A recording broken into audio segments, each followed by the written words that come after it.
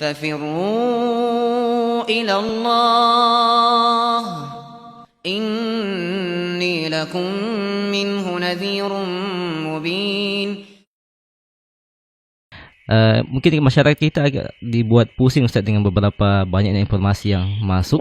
Bahkan sebagian dari kalangan tokoh agama juga mengeluarkan pernyataan bahwa sekarang sudah bisa sholat berjamaah di masjid tanpa ada jarak dan tidak perlu melakukan protokol kesehatan. Dan mereka juga menanggapi bahwa pemerintah kita juga kurang tegas dalam mengeluarkan instruksi ini karena tidak adanya tindakan ketika ada sebagian masjid yang tidak menerapkan protokol. Gimana Ustaz? Gimana kita harus patokan kepada masyarakat yang harus didengar ini?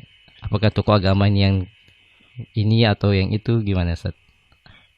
Ya kalau semua orang didengarkan nggak bisa hidup manusia. Nggak ada yang bisa hidup. Makanya agama ini ketentuannya jelas. Aturannya itu tegas. Dan arahannya itu terang, tidak ada kesamaran di dalamnya. Patokan di dalam hal ini adalah firman Allah Subhanahu wa taala di surah An-Nisa. Wa idza ja'ahum amrun minal amni awil khaufi ada'u bih walau rudduhu ila ar-rasuli wa ila ulil amri minhum la'alimahu alladhina yastanbitunahu minhum. Apabila datang kepada mereka sebuah perkara yang mengandung keamanan atau mengandung kekhawatiran, ada berita gembira misalnya, tapi ini bisa membahayakan orang kalau disebarkan. Iya, bisa membahayakan orang. Nah, itu ada dimaklumi. Misalnya sebuah desa diberitakan ada di seberang kampung mereka itu ada sebuah kabar gembira. Nah, ke seberang itu hanya melewati sebuah jembatan. Ini kalau kabar gembira ini disebarkan, semua orang akan melewati jembatan itu. Jembatannya akan rusak, bisa mati orang masuk di dalam. Dan boleh sembarang menyebarkan. Berita harus dilihat. Dan semua kabar gembira juga bisa disebarkan. Ini kabar gembira. Demikian pula rasa takut. Ada kekhawatiran.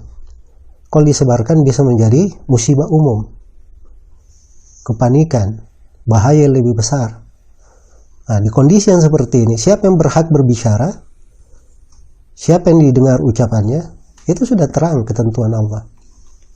Makanya orang yang menyebarkan berita di situ, itu langsung ditegur. Ya, inilah ayat menegur di pembahasan ini.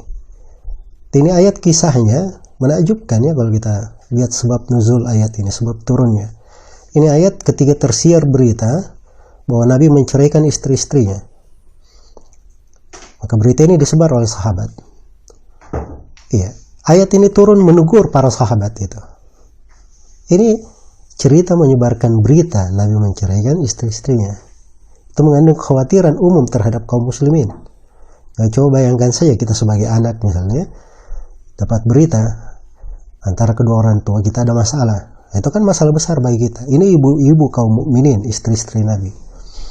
Ya, makanya yang menyebar ini langsung ditegur. Nah, kewajibannya apa? Inilah yang menjadi patokan untuk setiap masalah yang seperti ini. Walau radduhu ila rasuli wa ila ulil amri minhum. Andai kata dikembalikan kepada ar-rasul dan ulil amr. Orang yang memegang perkara di tengah mereka. Ulil amri itu pemimpin. Itu asalnya. Dahulu itu pemimpin, dia pula ahli agama. Khulafa ar-rasyidin contohnya. Iya. Namun belakangan ada para pemimpin, dia bukan ahli agama, tapi ada ulama-ulama yang didengarkan, yang mendukung mereka di dalam kepemimpinannya. Makanya sebagian ulama, atau banyak dari ulama menafsirkan dua dengan ulil amr itu.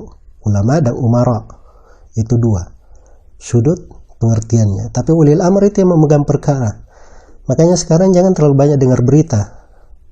Ya dari tokoh ini, lihat aja apa arahan pemerintah di dalam hal itu. Padahal yang mencocoki syariat, itu yang dipegang, itu dasar yang dipegang. Nggak usah terlalu banyak baca berita ini, berita itu. Ya, seorang kalau mengikuti arah pemerintah saja, padahal yang tidak ada dosa sesuai dengan syariat di dalamnya, itu dia sudah beruntung pasti.